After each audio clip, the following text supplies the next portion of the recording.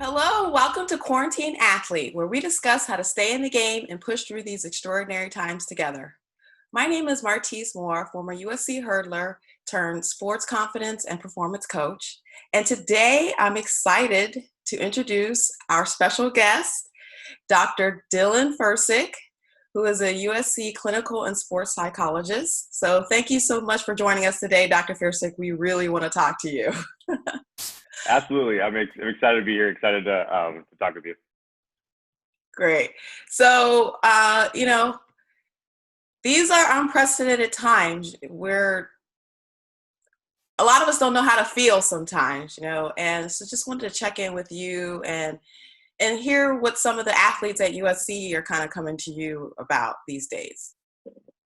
Yeah, for sure. And I think, like you said, the times are unprecedented. And for that reason, the responses, I think, that people have had to this pandemic, to the individual ways that it's impacted them, whether it be the loss of a season, the loss of really the ending of a career prematurely, the way that it's impacted them being forced back, maybe moving back in at home with parents that they haven't been living with for several months or even the last couple of years, and now they're back in that kind of family dynamic again, or in situations where they can't do all the things that they most enjoy doing or need to do, really. I mean, we know for a lot of our athletes, right, like their sport becomes that outlet too, and so you don't even have that coping skill that you would be using to manage all the other stressors that may be coming up in your life. And now we have this big one that we don't even have those coping skills and necessarily anymore, because we can't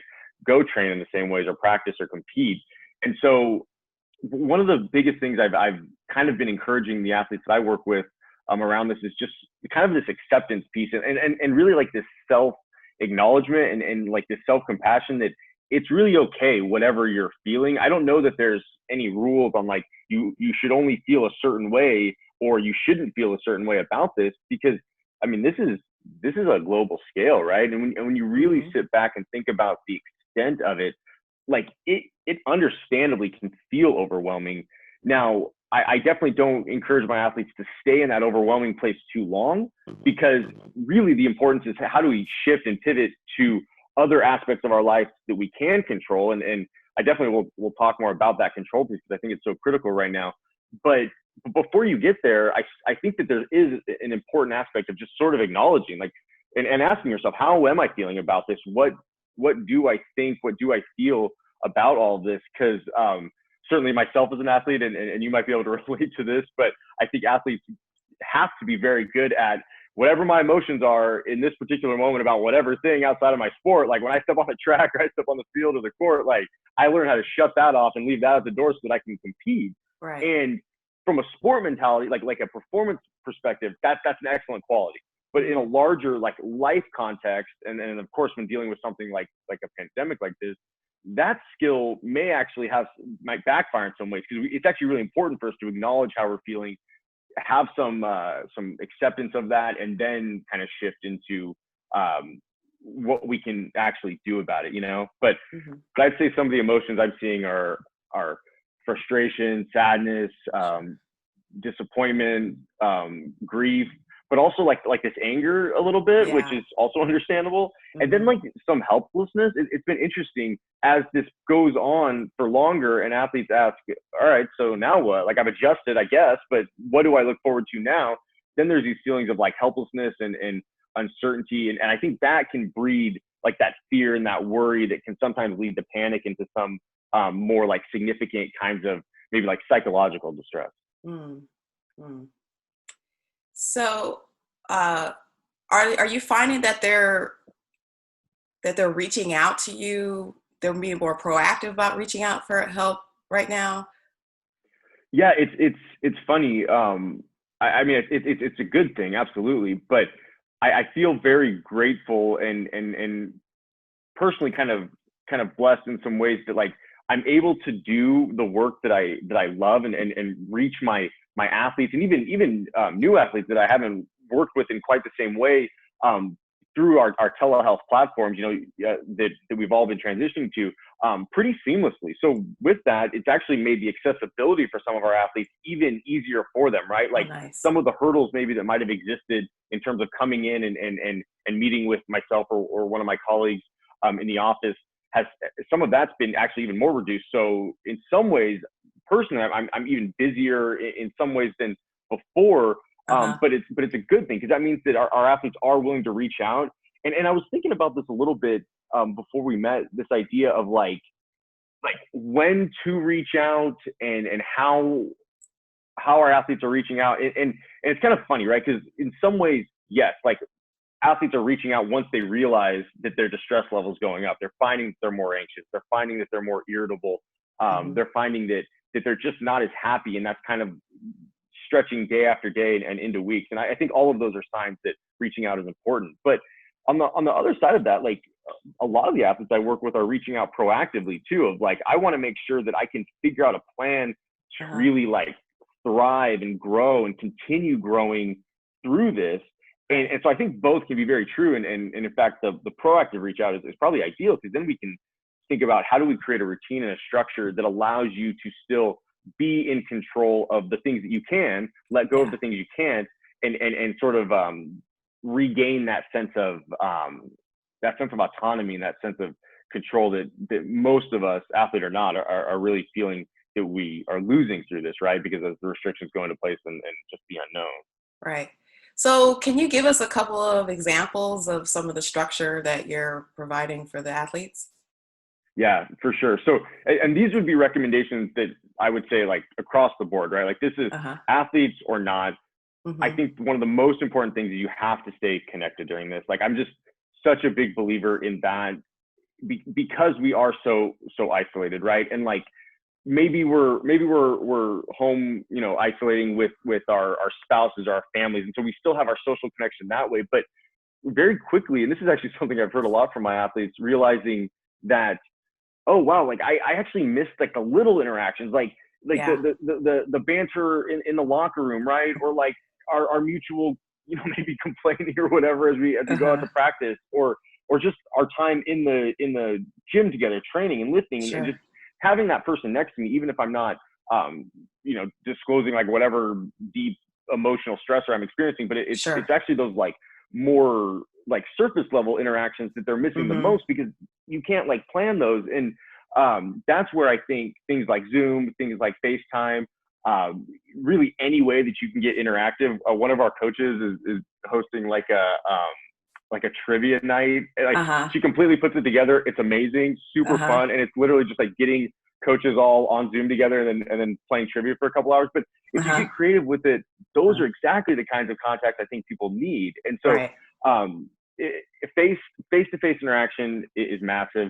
But the other one I would say that I'm recommending the most is creating that structure. So I think the biggest thing that kind of like leads to more significant distress, depression, more intense anxiety is the loss of control. And that's the one that at the core of it, like we're all feeling, right? But for our athletes, and I think you can relate to this as well, especially for elite athletes, right? Like sort of one of the secrets, although it's really not a secret to elite performance and consistent performance, is maximizing controllables. Every athlete has probably heard their coaches say this from their whole careers, right? Is like, focus on what you can control the controllables.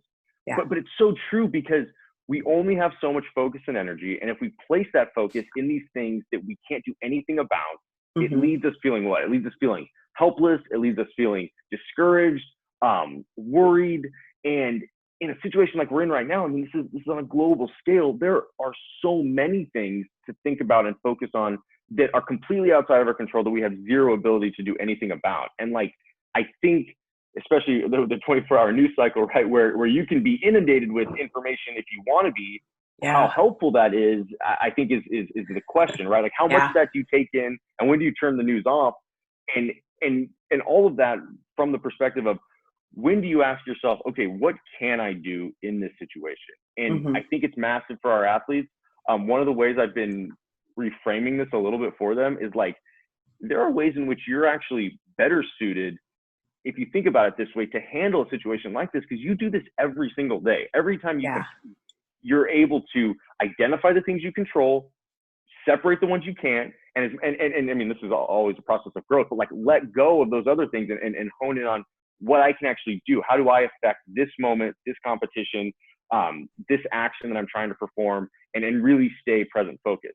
And Mm-hmm. I think the same things apply here. Like we create structure, make a plan, make a daily routine. It might look very different than the one you had at school or the one that you had before this pandemic, but you're actually free to control that. So create a Yeah. new structure and then stick to it, right? Like make Yeah. that a part of your routine, get up at the same time, plan out your workouts, plan out, whether it's your online classes or whatever other work you have for that day, plan out some kind of self-care that makes you feel better, and Mm-hmm. then stick to that routine. And like the reality is, yes, you'll have to be flexible. Yes, there'll be things that change, but the sooner you create the structure, what you actually are doing is giving yourself more control. Like now Mm-hmm. you have a say in how your day goes. Now you have a say in kind of what you are doing.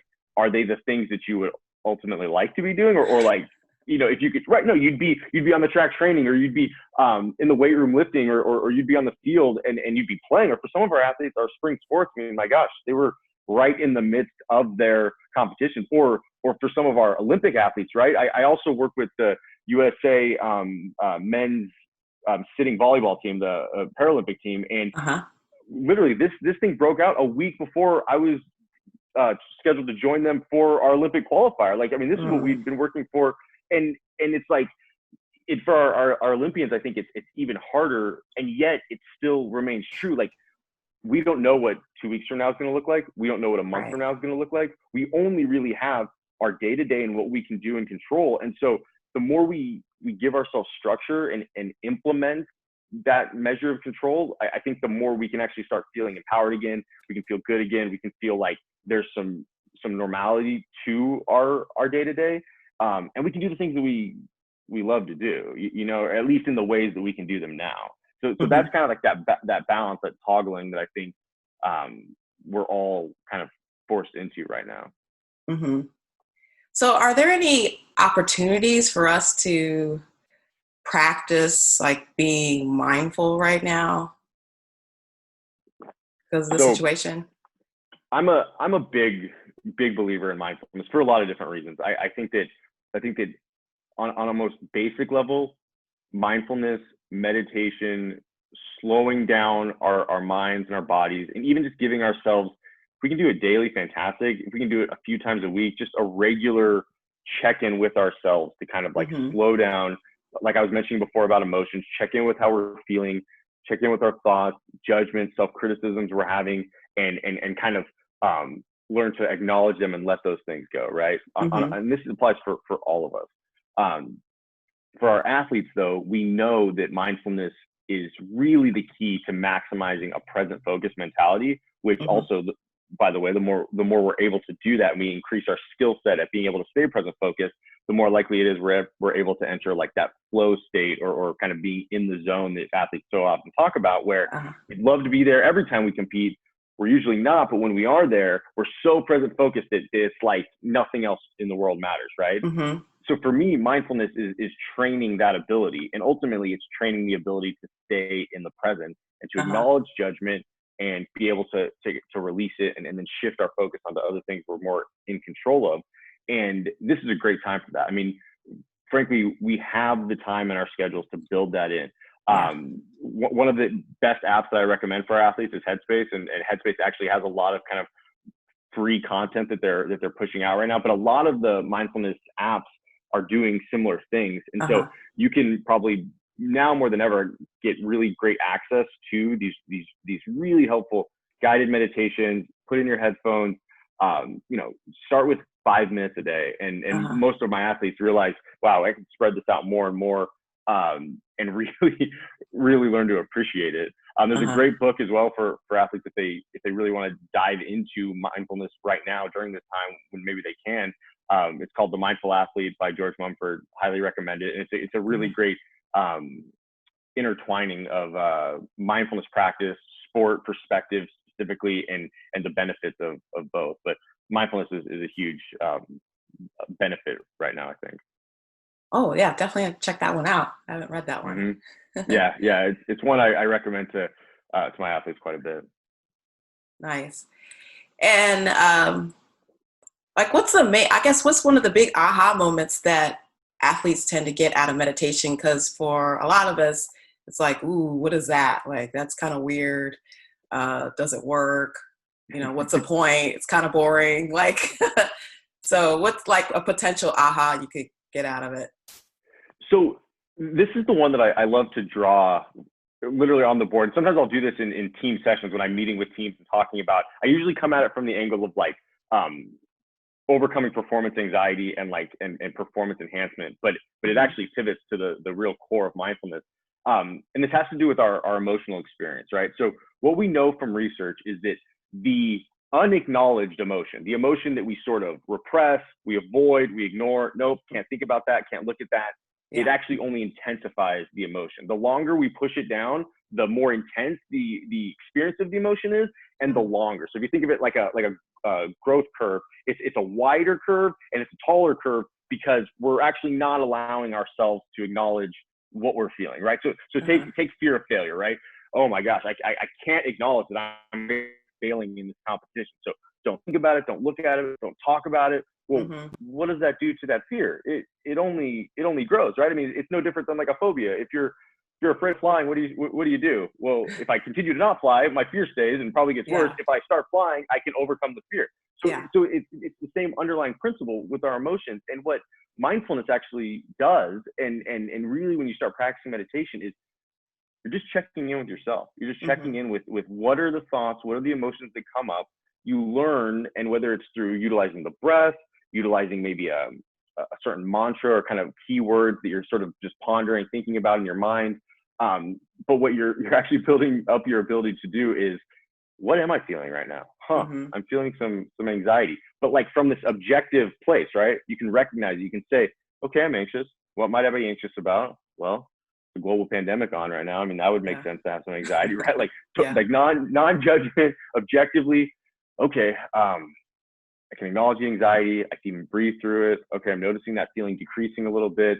Hmm. Okay, what can I do in this moment? What can I focus on? Well, I can carry out my day, right? Like I can finish with this, and I can maybe I can go for a run, or I can help my partner or my sibling or my mom with something, and Hmm. then maybe later I can work on my online classes, or I can read that book that I've been wanting to start, or whatever. And like, but really it's the checking in Hmm. and the kind of letting go of that emotional intensity. One of the metaphors that gets used a lot in mindfulness is it's like you're observing this river, right? Or the other one is like you're observing a freeway, and all of the thoughts that you have are like the cars, right? Oh And yeah. but you're a step removed, right? You're not in the Yeah. traffic anymore. You're not like Sure. freaking out in the rush hour, which by the way, I spent a good deal of in living in LA and driving to work every day.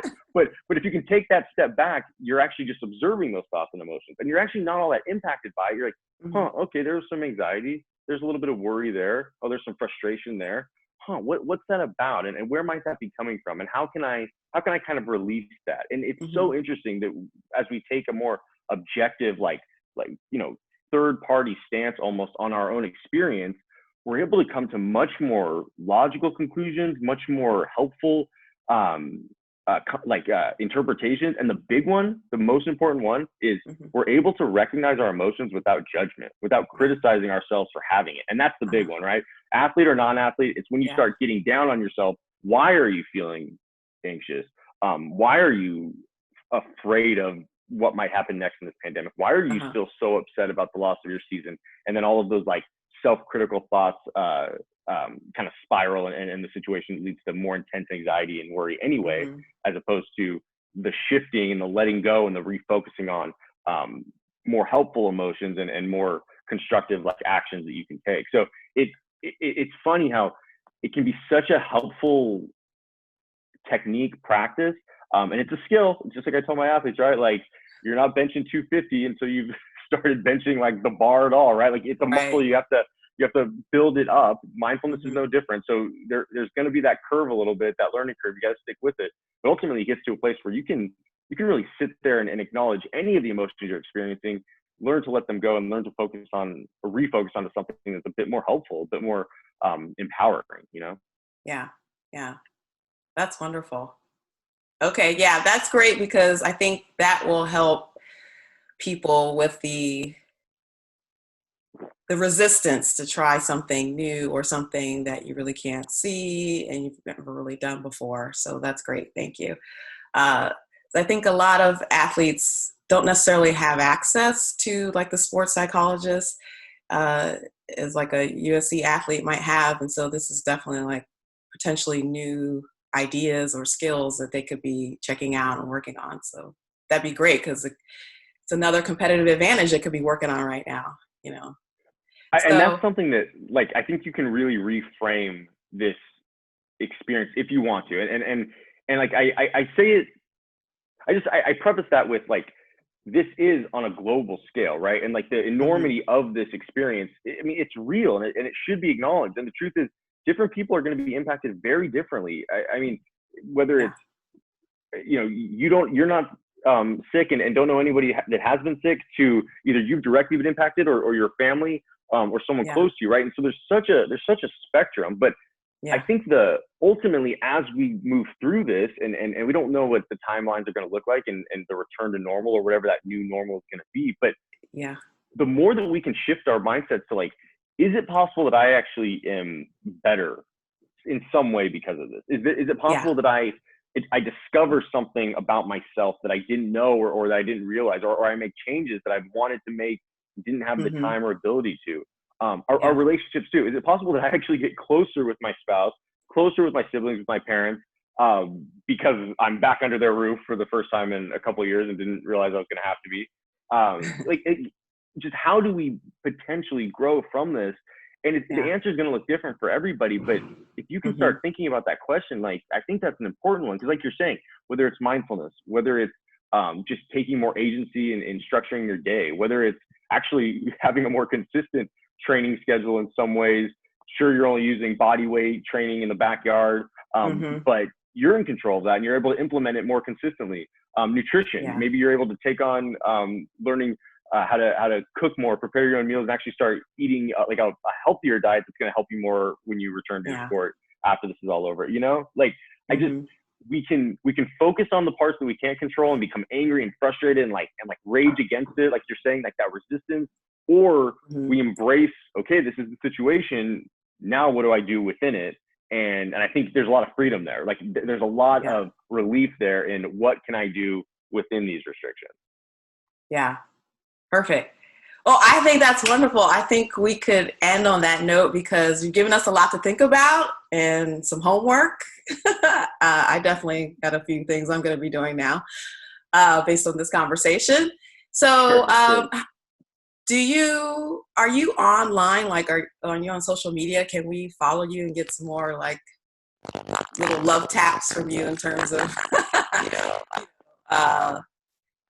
kind of just being more mindful, things like that? Do you have that kind of information out there online? Yeah, absolutely. So on Instagram, Dr. Dylan Sports Psych, you can reach me on there. I also have my LinkedIn profile. I'm actually in the process of kind of building and expanding my own private practice as well. So messaging me on any of those platforms, and we can definitely get connected.